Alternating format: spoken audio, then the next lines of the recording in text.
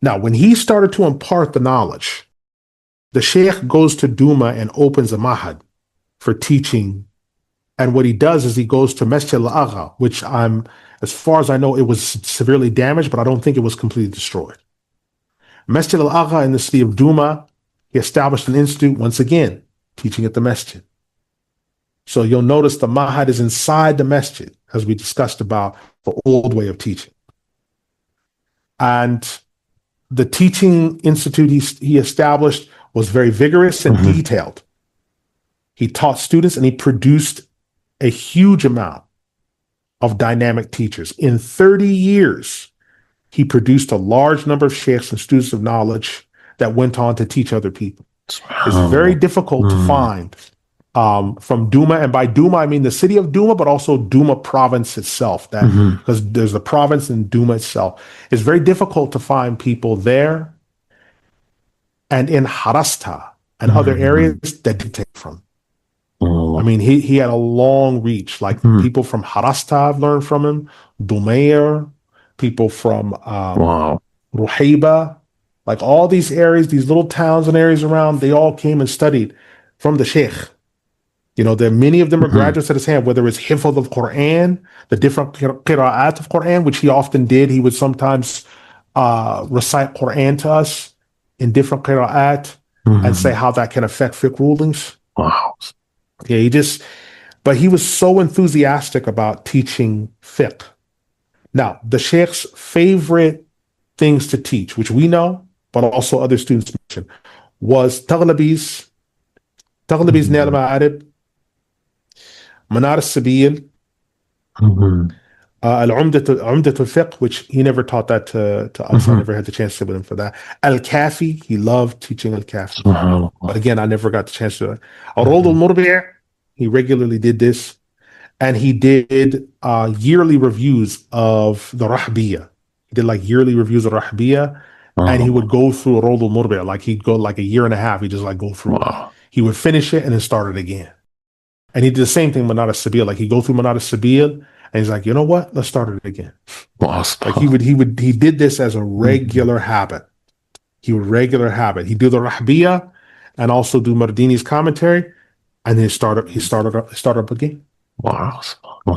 Now, one of the things the students mentioned, I can testify to this. He was very humble, and he was very accommodating to students of knowledge. He was a very formal man, and that's what I remember of Shaikh Abu Walid.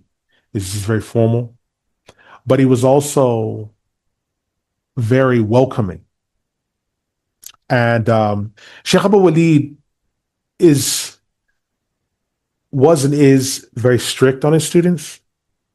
And I think that can be intimidating for you if you're not used to this, because he didn't smile a lot. Shaikh Abu Walid, he didn't smile a lot.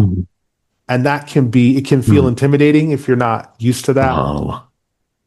And he had high expectations. He didn't yell at you because he's Palestinian. He didn't yell at you, but he had this look, he had this gaze to where when he looked at you, it looked like he was like looking at your skeleton. Like he could see your skeleton. Wow. Like the marrow in your bones. So you didn't like to get stuff wrong. You didn't like to be like, and people would be like, they'd be hesitant to read because the Sheikh liked you to read. He's like, okay, who's reading today? He's like, what? No one can read today? What? Everyone's mute? Because he's just scared. But eventually it breaks the ice and you learn to read. But he's just, he loved teaching everything else, but he didn't like a lot of fanfare and he didn't like a lot of that. Whereas Shaikh Abu Anas was different. Shaikh Abu Anas was serious and diligent, but he was also very welcoming. He was very warm. Like there was one time where he was teaching us, and for some reason he had his camera on, and the camera was faced at like a certain angle, so it was like it was facing up from like his chin to his face, and you could see like part of the ceiling. So he's like, we're starting the book today, as-Sabil. We've reached the book of Salah. Can everyone hear me okay? We're like, yeah, Sheikh, your camera's on. He's like, okay. It's like, yeah, is that a problem? It's like, Sheikh, we can see like your chin and your face and like your ceiling. He's like, oh, that sounds like it's a distraction. He's like, yeah, let me just turn that off. It's like, he wasn't interested in like, he didn't take himself too seriously, Right. but he was serious about the ilm. And he used to say, you're more knowledgeable than me, and I'm taking this benefit from you because when we're going through the kitab, when you ask these questions, it helps me review my knowledge. MashaAllah, tabarakallah. So he's like, it helps me review. So this is one of the reasons he loved learning. He's like, helps me review. So when you ask me questions, he's like, I go away and I come back. Or Right. he's like, I have to think about it and I come back. Like, so he would love like these types of things. And he would say, I don't know. If he didn't know a masala or he didn't know a particular issue, he's like, I don't know. Right? I don't know the answer to that. I have to ask. Wow. When he started a book, and it's the same, when any book he started, he said, our Shaikh is the author of this kitab. Right? And he'd say, he's our Shaikh. Wow. So our Shaikh so he spoke about these Sheikhs as if they were living. Right? Even though they're alive in their graves, but he spoke about them as if they were in our midst. Right? He transmitted from his many different teachers, but he especially transmitted from Imam Ahmad Al-Shami, and he would often make statement and reference to him. He said to us, and this is mentioned by the teacher as well, he often felt shy about looking in the face of the Sheikh, Imam Ahmad Al-Shami. Right? He didn't make direct eye contact, right? Out of humility. And he didn't like asking the Sheikh a lot of questions, which is, now here's the humorous thing. Because he didn't want to ask the Sheikh so many questions, he was doing that massive amount of review before each dars. Wow. Allah. Because like, I don't want to annoy the Sheikh. So it's like, he's doing this monster amount of review before every dars. So that way I don't bother the Sheikh. Wow, look at that. It's just brilliant, man. MashaAllah. Brilliant. So he protected his tongue. He wasn't known for debate. He didn't like a lot of debate. So one of the durus, a brother was bringing up like the discussion regarding like Taqi ibn Taymiyyah and the Ash'aris of his time. He's like, listen, we're not here to talk about that. We're not here to talk about that. We're here to, and he said, most of these things you can already find the answer to. He's like, why are we talking about this in a fiqh text? He's like, Taqi ibn Taymiyyah's statement comes up in the fiqh text. He's like, when he agrees with the Mu'tamid, we go with that. When we don't, we explain why. And he would do that as well. Like if there was a situation where it's like, okay, Taqi ibn Taymiyyah has said this, but that's not the Mu'tamid, right? He would explain why. But he didn't like people lowering the rank of like ulama and things like this if he disparaged scholars. And the teachers narrated an incident where he said, someone disparaged Taqi ibn Taymiyyah. He said, you can either seek forgiveness of Allah and turn to him in repentance from speaking on Shaykh al-Islam, or you can leave from my gathering. So Shaykh, he didn't like a lot of this type of stuff, like disparaging sheikhs and lowering the rank of sheikhs. And he was very careful, even when like there was a mu'tamid, like it was the sahih from the madhahib was something different, like of a particular sheikh, like because there's sometimes where like Mardawi has like his own ikhtiyarat. And the sheikh said, okay, here, Imam Mardawi, he is by himself in this ruling. The mu'tamid of the madhahib is this. However, Mardawi, he gave a brilliant statement here. However, the madhab is like, he was really careful about not lowering the rank because these are all mujtahids. We're not talking about, people that you and I know, our neighbors or whatever else. These are mujtahids. So even when they're mistaken, they get an ajr. Right? When akhta' falahu ajr. When asaba falahu ajran. If he's correct, he has 2 rewards. If he's mistaken, he has 1. So these are still people that get reward.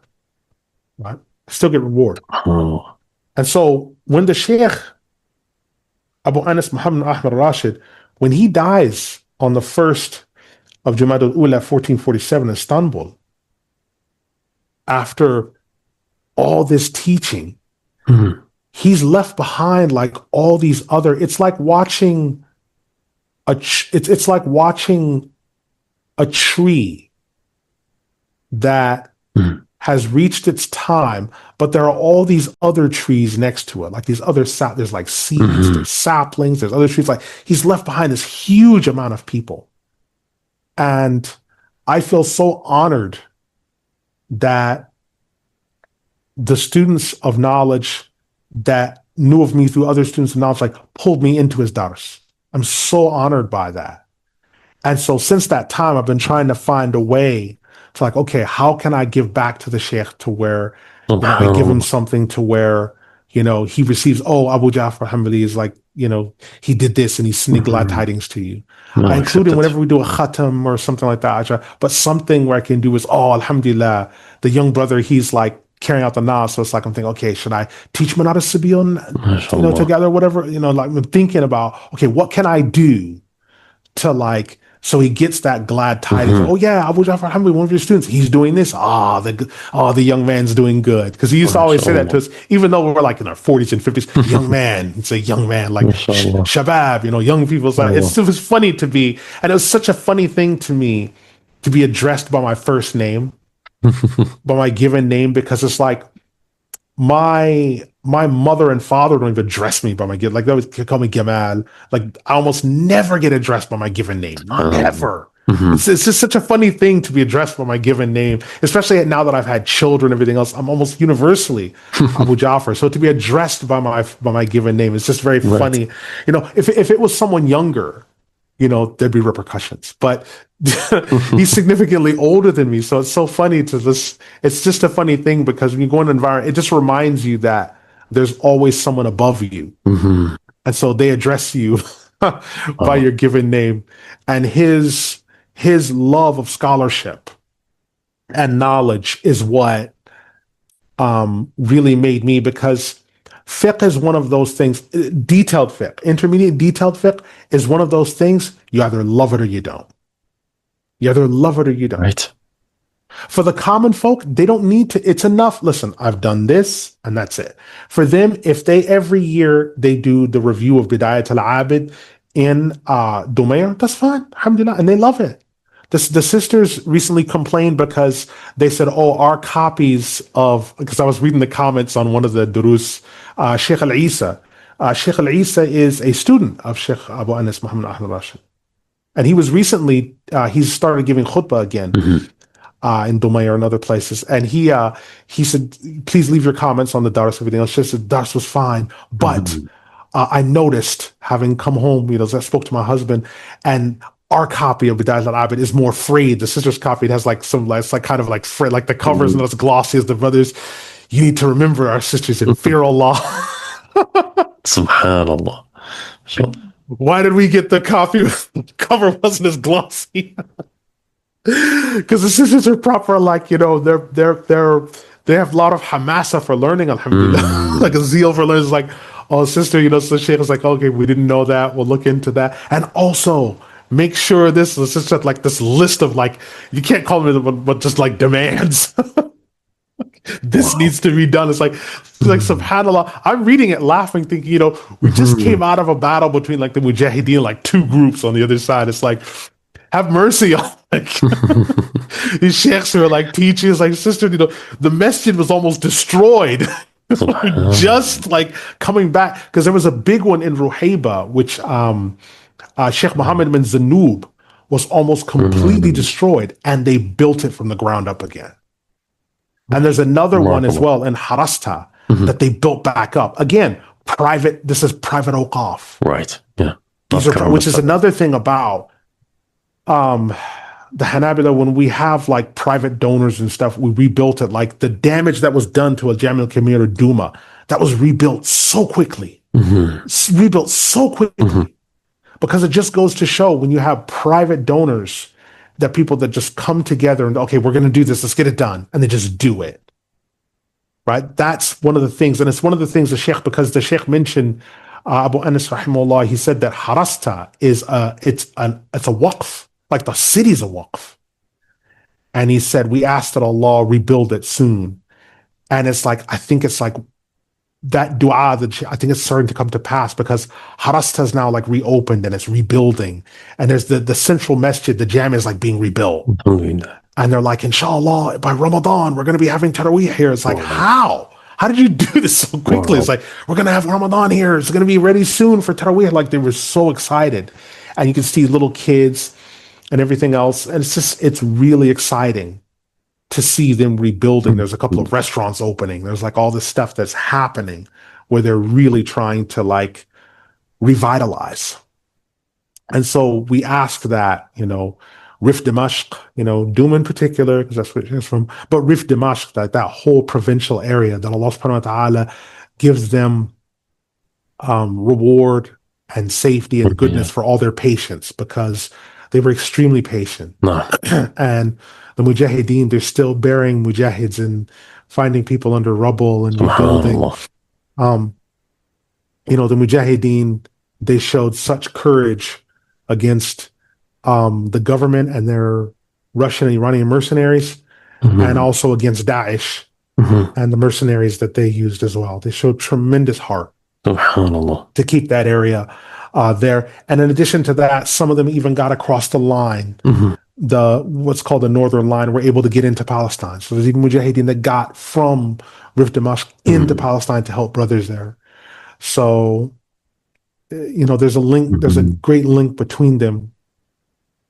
And we ask that Allah subhanahu wa ta'ala gives them goodness and inshallah and rewards their patience with more blessings in this life and the akhirah. The Shaykh, the footprint he left behind, like I said, is tremendous. And a lot of the Tulab, Sheikhs, and other people that will be muftis and fuqaha after his time, inshallah, we ask that Allah subhanahu wa ta'ala makes them a good representative for him. And that they teach the kutub and continue carrying on that sanad, because it's a living sanad of all these different people that he taught, all these people in his isnad. And he showed us his waraqat al-sanad. He showed us that when he gave us he showed us his waraqat al-sanad. And it's just this galaxy of giants going all the way back to Ahmad ibn Hanbal. It's just this galaxy of giants. It's just this galaxy of scholars going all the way back. Like you see Futuhi, Bahuti, Karmi, you see Shuwaiki, Al-Uskari, like the Tawdih, because he's done like the Tawdih and these other things like Shuwaiki. Like Shuwaiki and Uskari are like, they're the fathers of the Hanabila, of the Najd, like they're spiritual fathers, like them, and like Hajjawi, and then it goes back to like Ibn al-Mabrid. Ibn al-Mabrid is like the Sheikh, like he is because the Ibn Abd al-Hadi family, they're the successors of the Ibn Qudama, because that's the Ibn Qudama family under this name, Ibn Abd al-Hadi. So the entire Ibn Abd al-Hadi family, they're actually Banu Qudama, but they're under this name. And then the Al-Hanbali family of Palestine, that's the modern successors of the Ibn Qudama. That's them. That's all of them. So it's like he's the inheritor of all of that ilm. Like he's an inheritor of that. That faqih is like the inheritor of all of that. And he was going on Hajj often. Like one of the years he went on Hajj, he used to give us like really exact dates. Like he said, okay, brothers, we're stopping for Ramadan. It's Sha'ban. We're going to stop in Ramadan. So we did classes. Our classes were Tuesdays and Saturdays. Those were classes from 6 to 7 and a little bit over. He said, we're stopping for Ramadan, but we're coming back on Shawwal the 9th. It's the Tuesday after you finish like your Psalm, like all the 6. He's like, we're coming back on like Tuesday the 9th. Like, whatever was the Tuesday or the Saturday after, whatever that is, like we're coming back. That's when we're coming. He gave you exact Shari dates. When he went on Hajj, he's like, we're going on Hajj said, oh, Sheikh, what flight are you catching? Maybe we go together. He's like, no, we're driving. So Sheikh drove. Wow. Like, we're driving. And the Sheikh went on Hajj. There's some pictures of him on Hajj. He's like, we're going on Hajj. He regularly made Hajj because it was so close to the Haram sanctuary. He would go like Imam Muhammad Badran. Like he did like 40 Hajjs. Like he was the same way. He did like a whole bunch of Hajj, whole bunch of Umrah. And then he'd tell us, he's like, okay, Dhul Hijjah, such and such, we're coming. And two things he always told us, he regularly said to brothers, he said, brothers, because one of us had his screen name, but his screen name was English. And he's like, you need to change that screen name. You need to change it to Arabic. All of subhanallah. us in here, we know Arabic. Change your screen name. Change your screen name to Arabic. Have that in there. He says we're surrounded by these kuffar Wow. all the time. One time we don't need to see this. Change that. Allahu. It's not an advantage having Mm. English. And then he went into this whole thing about Muslim parents giving their children kafir names. Mm. And he quoted the hadith, Habul Asma'i illallahi, Abdurrahman wa Abdullah. The most beloved of names to Allah is Abdurrahman and Abdullah. And another riwayah, Al-Harith. Like these are the most beloved names. Like these are the names. Right? He said some people give their children names, they give them names in the hope that they might sound kafir to blend in more. Names like this, and he's naming some of these names. He's like, names that have no meaning. Mm. They'll just take a name, they'll just construct a name that has no meaning. Don't do this. This is haram. Don't give these names. Right? He frequently told us that we should regularly use the Shari dates. Don't use the kafir date unless you have to when you interact with them. The rest of the time, you should use the Hijri dates. That's it. You should make this a habit. We have our own calendar. We have our own civilization. You don't need to do this. When the escalation happened between the Mujahideen and the children of Israel, we'd actually reached the book of jihad in Manar as-Sabil. And he said, isn't it interesting that we've reached the book of jihad and this has happened? And he started going through the book. And it's so funny because with each incident, there'd be like a bab we'd reach that covered that incident. Like he had this just like really, really tremendous insight of fiqh and its application in the world. He gave advice to ladies as well regarding how to be upright sisters, how to show taqwa. Like he advised them to regularly read Quran, to make it a point to learn the rulings that are particular to ladies, to implement them to the best of their ability, to remind their husbands about salah, to pray together in the home. Right? Wow. All these things he frequently mentioned. Right?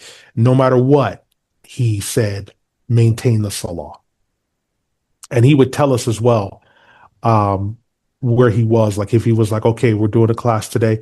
He's like, I don't know what the reception will be like. I'm in Istanbul. I've just got back from Mecca. I just made Umrah. So I apologize if the reception is not so good. He would do durus even on the road. He's like, we're headed to Mecca. We're on the road. Wow, mashallah. I'm going to try to do one dars with you. And he actually did Hajj before he went on Hajj. He did the book of Hajj with us. He said, just to make sure it's amazing. done. In case Allah takes me, he said, at least we've done the book of Hajj. It's like the book of Hajj, everything else. So they went back and did that. And we'd ask him questions like modern issues like, okay, some people are using Jeddah as a miqat point. He's like, no, Jeddah's not a miqat. He's like, it's not one of the miqat. So then he explained like the rulings on this. He pointed us towards a book on the topic as well. He pointed us towards like modern measurements as well. Like, okay, how do we convert like the qullatain to kilos? How do we convert this? Okay, you should do this. Shaikh Al-Kurdi, who wrote a book on conversion of the measurements. And he mentioned these other things, Al-Lubadi. He just was really, really excited about us learning fiqh and implementing it. He was the embodiment of practical application of fiqh. He was the embodiment. And he said, make sure to remind, ladies, remind your husbands of the salah, remind one another, remind your children, right? Make sure to always have this as a habit so that as they get older, he said, don't leave it to where they're in their teens and you tell them you need to make salah. This should be something that becomes their habit when they're young. Something that becomes their habit, sown when they're young. Don't make it a habit. Don't make it a process where you leave it. You abandon these things. This should be a regular habit. So he always gave us like really sound advice. If he was in Bursa, which is where he was based, a lot of the time he'd be in Bursa. He'd say, I'm in Bursa right now. And the reception's really good. So he tells us what the reception was like. He's like, I'm around the corner. And you could hear the adhan in the background. He'd be like, okay, I'm going to go and establish Isha, and then I'm going to come back. Mm. It was okay, we wait, establish a shahid, come back. Right. So he was just really like, he lived by the standard Mm. that he held us to. The And ad'iyyah, he taught us the du'as for like, okay, if you're going to do i'tikaf, he said it should be a regular habit whenever you go into the masjid that you make niyyah for i'tikaf. So you always get reward. Like that's like a lost sunnah. and did the Sheikh leave behind any written legacy? Um, he has a lot of recordings. Mhm. So he has a lot of recordings. And I thought that I'd say that would probably become a written legacy if we took his ta'liqat and Subhanallah. added them to Manat as-Sabil. Mhm. Because a lot of the notes that he gave, I wrote down. Okay, And mashallah. I've included them in some of the notes that I have. I thought, okay, if you want to ever do a hashia on Manat as-Sabil, Mhm. like his notes would be really good. Like, because he has really good notes. Mhm. And he always had like really insightful things to Wow. say. So he had all these insightful things about that.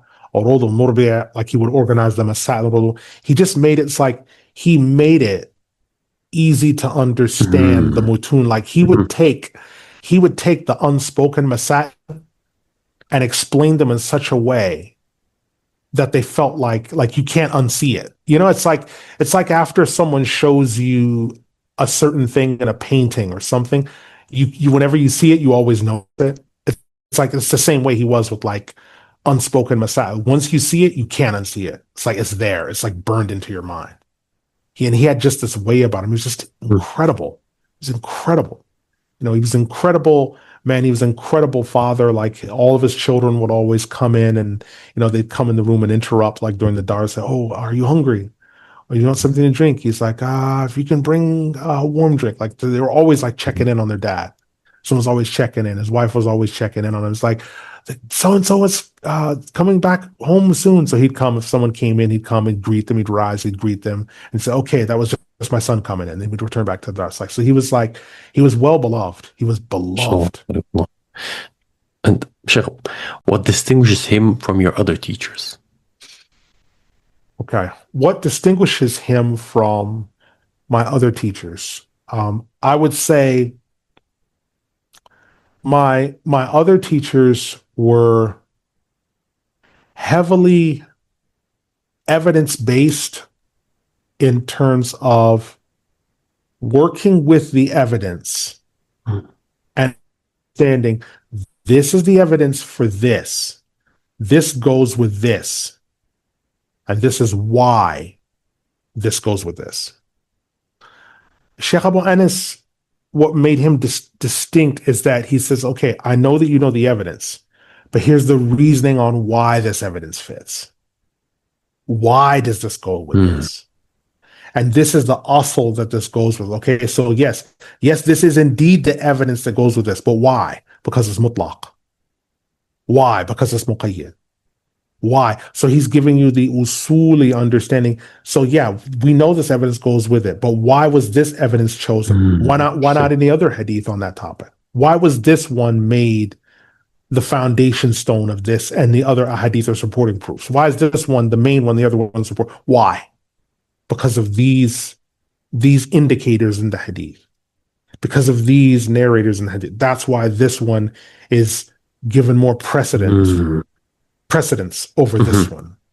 That's why this one is stronger than this one. Because this one has more with it, because this one has more. Whereas us, we're like, okay, this hadith is sahih, or it is da'if, but altogether there's like 4 or 5 hadith on the topic, therefore it becomes hasan sahih in meaning, and this goes with this. But the Shaykh was like, yeah, we know that, but this is going with this because it's muqayyid, or the illah in this hadith goes with this. And this goes with this. Okay, this is mu'tamid. Why is it mu'tamid though? And how do we, okay, now we're away from the book, so we don't have the muntaha and this. How are we going to ascertain what the mu'tamid is? Okay, so now we have to look at the names. Who are these names? When these people differ, it's this. And you knew that before, but he stressed on it more. Whereas before, we knew the names and the kutab. It's like, okay, the muntaha and the iqna' have differed. Okay, we're going with the muntaha. Okay, Al-Kafi and Al-Muharrar al-Fiqh have differed. Okay, we're with Al-Kafi. Or it's not mentioned in Al-Muharrar and it's not in Al-Kafi. Now what do we do? Right? That's the type of stuff that happens. Right? But for him, he's like, okay, when that happens, where do you go and why? So he explains why. So it's like Abu Bakr Abd al-Aziz and Abu Qasim al-Khirqi differed in 97 issues. 97 masail. Shaykh Abu Anas explained this. He explained. They differed in 97 masail. Abu Bakr Abd al-Aziz and Abu Qasim al-Khirqi. Because of ijtihad, they had 97 issues they differed. And why? And in the text, those 97 are coming up because Abu Bakr Abd al-Aziz's name comes up. It differs with al-Khirqi. It's like, okay, so who's the mu'tamid go with? And don't assume it's always Khirqi. Because sometimes it's Abu Bakr Abd al-Aziz. Sometimes. Yeah, usually you can get away with, it's Khirqi. Yeah, you can usually get away with that. But not always. Sometimes Abu Bakr Abd al-Aziz. Why? So we have to talk about that. And that's now going more to the reasoning it through now. Versus just, there's a difference between if you and I are taking algebra and some teacher says, what's the answer to this equation? And you give the answer. Okay, that's fine. You have the answer. But then the teacher says, now show your work. It's like, oh man. Right. So now it's like, if you have a quadratic equation, okay, x squared plus 5xy plus 6 equals 0. Now show your work. Okay, let's see. That's going to be x minus so-and-so in brackets times x plus so-and-so in brackets. And start thinking about like all that stuff. Right. So that's what Shaykh Abu Anas was having us doing, was like showing our work, putting it in brackets, doing everything else. Understanding that. So that's one of the major reasons. And then also the way his class was laid out. You know, Egyptian class, more rowdy, louder. The Shami method, more composed. But then again, one of my teachers from Arabiya, a Palestinian teacher as well. So it's like the style is closer to theirs, where the teacher we had from Arabiya for the Irshad al-Mustarshidin, that class was the Jazidi method is more of, you're going through the masail, and then he says, who can tell me how many masail are in this ruling? Right? So it's more of like checking the numbering of how many masail can you get from this ruling? How many can you get from this? Oh yeah, we can actually get this many. And the numbering, the Jazidi people like numbering stuff. It's like, okay, so this Sheikh has said, this masala goes with this. Okay, that's masala 1. That's number 1. And then this goes with, that's number 2. Okay, this one, that goes with number 3. So you'll find like the Sheikhs, when I did the Irshad, which is the Muqni', when I did that, it's like I have all these like numbers in it. 1, 2, 3, 4, 5, 6. 1, 2, 3, 4. Like stuff is numbered, so you can put stuff together under one heading. But Shaykh Abu Anas, his methodology was understanding the reasoning of why something goes with it, how it goes with it. We know you know the evidence, but do you understand why the evidence goes here? Why this goes with that? So it's helping your usuli understanding. Wow. Would you then say that this is perhaps also his greatest impact on you, this understanding that you took from him? Yes. What I would say it was, because it helped unpack a lot of other masail that might have been closed to me. Like I said, understanding unspoken masail versus spoken masail is one of those great challenges to anyone who's doing detailed study of fiqh. It's one of the great challenges. But if someone can take the unspoken masail, the ones that are mafhuma, and make them seem like they're just mantuqa, like they're just spoken masail, then it's like it brings it to life in a way in which you can see them in there. So even now, when I read the Zad, I'm trying to do a khatam of the Zad before Sha'ban finishes. Even now, when I'm reading through it, I can see all these other masail, these other little things. And you can see, oh, wow, this is coming together. That's coming. Oh, yeah, this goes with that. Like you can see it when I'm reading through the metan. Like I can see, oh, yeah, this goes with this, that goes with that. And then like these little bulbs, these little lights are coming on in my head as I'm reading. There's all this stuff. So it's just, he opened up another world of viewing masail and viewing things through the usuli way, viewing them through the usuli way in a more organized fashion. And I think that's added an extra wrinkle to my understanding. As a final question, what I would like to ask is, what do you see as the Sheikh's lasting legacy? His lasting legacy, I would say, are five things. Number one is the luzum to the sheikhs. His luzum, his regular maintaining company with the sheikhs, keeping alive the knowledge and passing that knowledge on. Untampered, unvarnished, just as it is, no matter whether it's popular or not. Number two, forming a bond with his students, forming a relationship with them,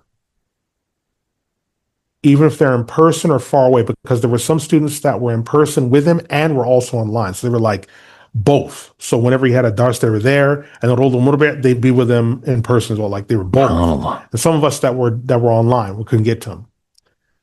Forming a relationship.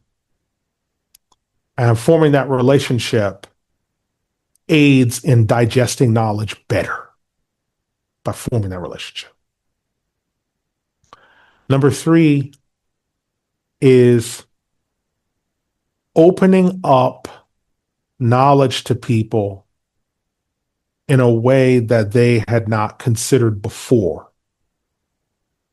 By engaging their mind and challenging their mind to think about matters in different ways. Number four is reminding them what this is about. That this is about seeking the face of Allah subhanahu wa ta'ala and helping the believers. That by carrying this knowledge, you're doing a khidmah.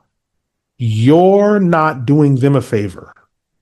They are doing you a favor. Because when they ask you about the knowledge, it makes you review it. And it makes you research it. And you in turn give them back the knowledge. So it's a reminder. Number five and final is that the sheikhs that you learn from, whether in their grave or here, are just as much alive as they are on the other side of the barzakh. They're still alive. And the way he spoke about his teachers, even those that were no longer living, were like they're still alive. They're still with like we felt as if he felt their presence. Like he would speak of Imam Ahmad Shami in the present tense. Allah. That made us understand that knowledge is just as the Prophet ﷺ made the comparison in the Sahih al-Bukhari about between the knowledge and milk. He referred to it as al-ilm, that milk is al-ilm. And the fitra, that ilm, which is why on the night journey, when they gave him the two choices between the other drink and the milk, he took the milk. That is the fitra. That is what he left us with. Those five things, I would say, represent the lasting legacy. I know legacies can be plural or singular. Legacy might only imply one thing, but I'd say those five things together make his lasting legacy. Jazakallah khairan. May Allah subhanahu wa ta'ala accept it. May Sure. Allah subhanahu wa ta'ala reward the Shaykh, forgive his sins, grant him the highest of Al-Jannah with the prophets and the righteous, and bless him in his knowledge and his good deeds. And in closing, is there a final thing you'd like the listener to take away from the life of Shaikh Abu Anas Ar-Rashid, rahimahullah? I would say, in closing, about the life of the Shaikh Abu Anas Muhammad Ahmad Ar-Rashid, those that are looking to learn knowledge, if you look at the life of the Shaikh Abu Anas, if people are really serious, you must get up, leave all disputation, arguing, everything else, get up and go seek the knowledge. There are brothers that came to me to learn from far distances, and I set everything to the side. Because if they've made that type of sacrifice, then I'll make everything possible for them to learn knowledge. And the Sheikh was the same way. If you made that sacrifice, you did that, you're coming all this way, we're going to sacrifice and put everything to the side. Make sure that you can be here to get the knowledge, to get the ilm. We'll put everything to the side. Make sure to do that. If you really are serious about learning ilm, really serious, make every sacrifice that you can to learn the ilm. Establish the first of your affairs. Establish your salah at its times. If you have qada, then make one right after each salah. So Fajr, you do a qada after the Fajr for that time. Dhuhr comes, you pray Dhuhr for the time, and then pray Dhuhr after that. Just establish it. And then travel to these sheikhs. If you physically cannot get to them, then find out people who are physically in their presence who do durus like these. And be there and get established on your knowledge. And then when you're there, make intention to, okay, I'm going to get with this sheikh and get to them at some point. Make the intention. Stay away from aberrant groups within Ahl Sunnah, sectarian groups within Ahl Sunnah. We don't need to tell you to stay away from 72 sects. That goes without saying. But aberrant groups within Ahl Sunnah, they are a waste of time. They're a waste of time. And their job, their sole purpose, is to keep you just as they are, stumbling, wasting time, and filled with angst and confusion. That's it.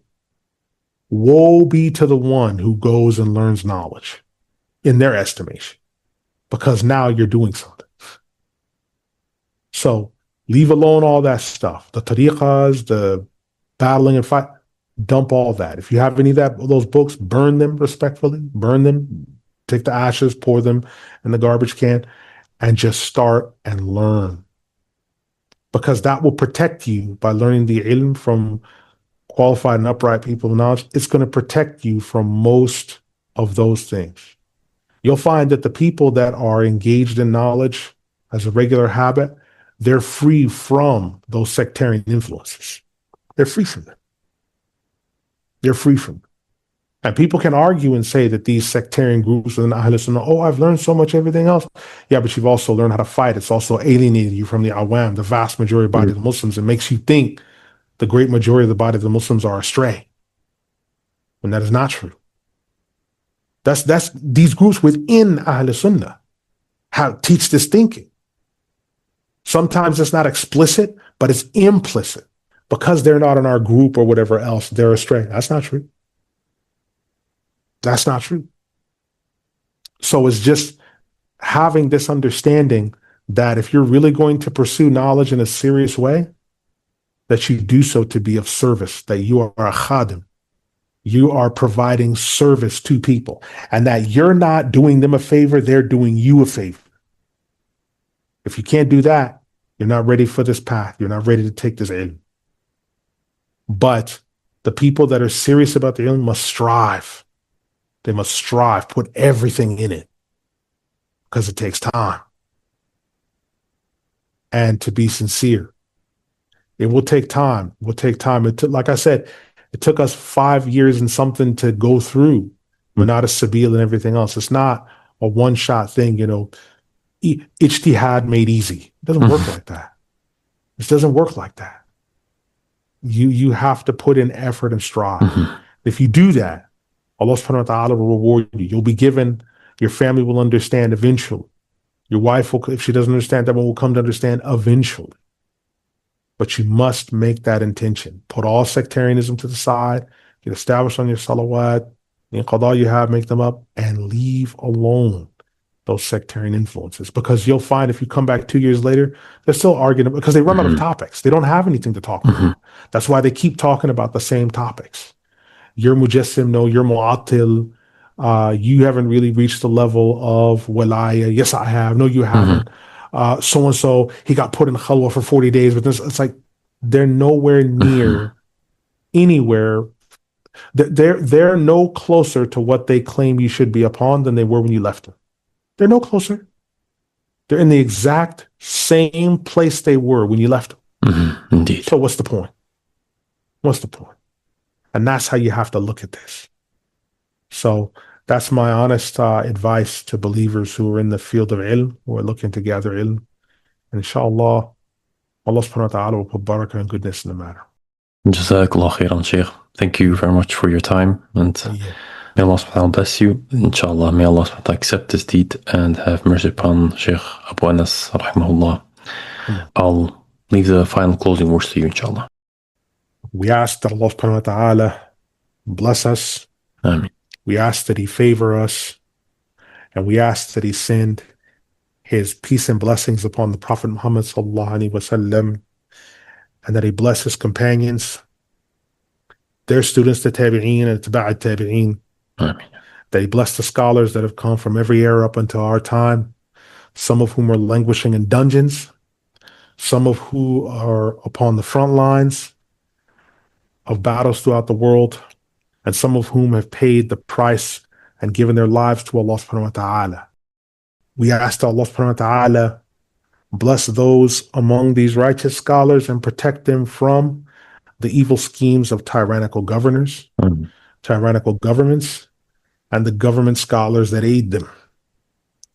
And we ask that Allah subhanahu wa ta'ala take those that are government scholars and the wicked among them and drive them to tawbah, so that they might actually benefit from what knowledge that they have, and that they benefit other people, that they make tawbah that night, and that they leave those government posts, and that they stop eating from the haram that they're taking from the awam, or that they're taking from the government, so that they might say the words the government wants to hear. And we ask that Allah subhanahu wa ta'ala bless the sisters who are carrying this banner of Islam through the wearing of the hijab. They carry the banner like the mujahideen carry the banner, the flag of Islam. We ask that Allah subhanahu wa ta'ala blesses them, that gives them strength, and those that feel weak, that other sisters that are maintaining the hijab come and encourage them to keep them strong. وصلى الله وسلم وبارك على سيدنا ونبينا ورسولنا محمد بن عبد الله وعلى آله وأصحابه وسلم أجمعين الرحمن الرحيمين. سبحانك اللهم وبحمدك وأشهد أن لا إله إلا أنت أستغفرك وأتوب إليك إنه غفور رحيم الحمد الرحيم ولا إله إلا الله والسلام عليكم. عليكم السلام ورحمة الله.